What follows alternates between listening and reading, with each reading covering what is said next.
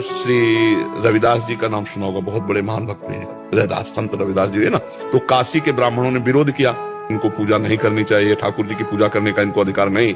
तो बादशाह अन्य धर्मावलंबी था, तुरंत बुलाए गए रविदास जी, ब्राह्मणों की ऐसे पंक्ति बैठी और उनसे कहा कि आप ठाकुर सेवा क्यों करते हो?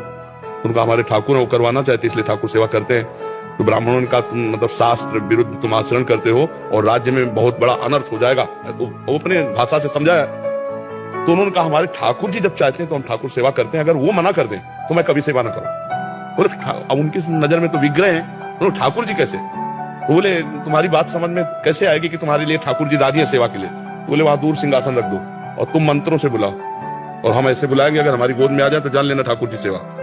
तो जो ठाकुर रविदास जी के थे वो सिंहासन में से दूर रखे गए, उन्होंने शुरू किया मंत्र, कुछ नहीं, और भाव में भरकर कहा प्रभु जी ही ऐसे कहा तो सिंहासन ऐसे जैसे उड़ के आए ना, छाती से लग कर तुम अन्यथा कर तुम भगवान।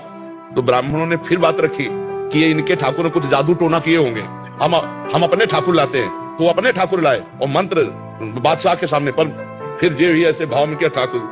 हाँ, महान संत मन चंगा उन्हीं का सूत्र है। तो कठौती में सबरी जी के पास भगवान गए, सबरी जी की स्तुति की और वहां भगवान ने अपने श्रीमुख से कहा जाति पाति कुल कर्म धर्म का इसका में कोई संबंध नहीं, मानो एक